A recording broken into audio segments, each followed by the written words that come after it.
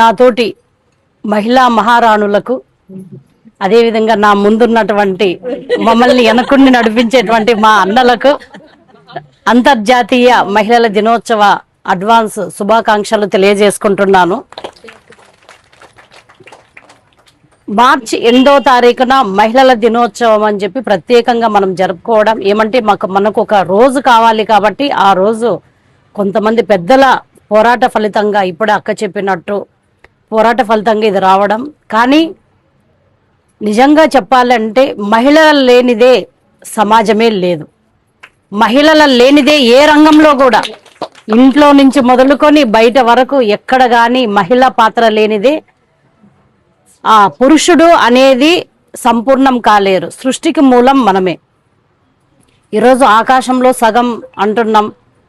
పురుషులు కూడా ఇంతకు ముందు కంటే కొన్ని దశాబ్దాల కంటే కూడా ఇప్పుడు వాళ్ళు కూడా మనల్ని అర్థం చేసుకొని వీళ్ళకు అవకాశాలు ఇస్తే మహిళలకు అన్ని రంగాల్లో దూసుకుపోతారు, మగవాళ్ళ కంటే ధీటుగా వీళ్ళే చాలా నిజాయితీగా పనిచేస్తారనే ఉద్దేశంతోనే ఈరోజు చాలా చాలా రంగాల్లోన మనమిల్లే ముఖ్యంగా పెట్టారు.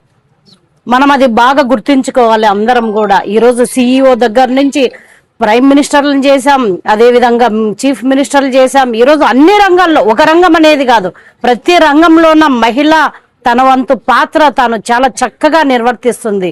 కాబట్టి మగవాళ్ళకు ధీటుగా ఈరోజు ఏ ఎగ్జామ్స్ ఫలితాలు చూసుకున్నా ఆడపిల్లలే టాప్గా ఉన్నారు. చదివే దాంట్లో, కూలీ పనిలో, తర్వాత ఇంకొక పనిలో, ఉద్యోగినిలో అన్ని రకాలుగా మహిళకు ఈరోజు అన్ని రకాలుగా పనులు చేస్తుంది. ఒక మహిళ ఉద్యోగానికి వెళ్ళాలి అంటే పొద్దున్న 4:30కే లేయాలి. ఇంట్లో పనులు చూసుకోవాలి, అత్తమామలు చూసుకోవాలి, బిడ్డలను చూసుకోవాలి, భర్తను చూసుకోవాలి. వాళ్ళందరినీ రెడీ చేసిన తర్వాతనే తన పనికి మళ్ళీ వెళ్ళి అక్కడ కార్యాలయంలోన ఎన్నో కష్ట నష్టాలు అనుభవించి మళ్ళీ తిరిగి ఇంటికి వస్తే మళ్ళీ తన పనిలో నిమగ్నమైపోతుంది. ఇది మహిళ. మహిళకు పురుషుల కంటే ఎక్కువగా స్ట్రెస్ ఫీల్ అయ్యేది ఎవరంటే మహిళలే.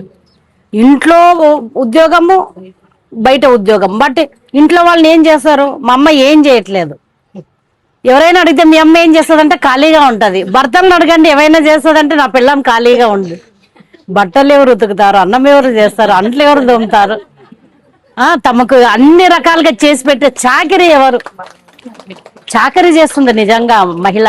కాబట్టి గతంలోన మన అమ్మమ్మలు, నానమ్మలు వాళ్ళతో పోలిస్తే మహిళల్లో ఈసారి అవకాశం ఎక్కువగా ఉంది. మనం కూడా ఏవైతే అవకాశాలు ఇస్తున్నారో వాటిని అందిపుంచుకొని ఈరోజు చాలా చాలా చక్కగా ముందుకెళ్తున్నాం. ఇదే విధంగా ఇంకా ముందుకెళ్లాలని చెప్పి నేను మనస్ఫూర్తిగా కోరుకుంటున్నాను. అదేవిధంగా ఈరోజు ఇక్కడ వచ్చినటువంటి ఆర్పీలకు అందరికీ కూడా నా ధన్యవాదాలు తెలియజేసుకుంటున్నాను. Thank you so much. మీ ప్రేమాభిమానాలు ఎప్పుడు ఇలాగే ఉండాలని చెప్పి మనస్ఫూర్తిగా కోరుకుంటూ, అదేవిధంగా అంతర్జాతీయ మహిళల దినోత్సవం ఒక్కరోజు కాకుండా ప్రతిరోజు మన మహిళా దినోత్సవం లాగే జరుపుకోవాలి అని చెప్పి నేను మనస్ఫూర్తిగా మిమ్మల్ని అందరినీ అభినందిస్తూ, ఈరోజు ఎగ్జాంపుల్ నేనే ఈ రాజకీయ రంగంలోన మహిళలు రాణించడం అనేది చాలా చాలా కష్టతరమైన పని. ఎందుకంటే రాజకీయ రంగం అంటేనే కుయుక్తులు, ఎత్తులు, పై ఎత్తులు ఇవన్నీ ఉంటాయి. అది కూడా మనం ఇంట్లో పనులు చేసుకుంటూ మళ్ళీ బయటకు వచ్చి చేయాలంటే ఆషామాషిగా కాదు. కాబట్టి ప్రతి రంగంలో ఏ మహిళ అయినా ప్రతి రంగంలోన అనేక ఇబ్బందులు ఉంటాయి. మన మహిళకి ఈ రంగం అనేదే కాదు ప్రతి రంగంలో ఉంటాయి. కాబట్టి మనమందరం ఓపికగా జాగ్రత్తగా చేసుకోవాలి. ఈరోజు మనం పెద్దవాళ్ళని స్మరించుకోవాలి.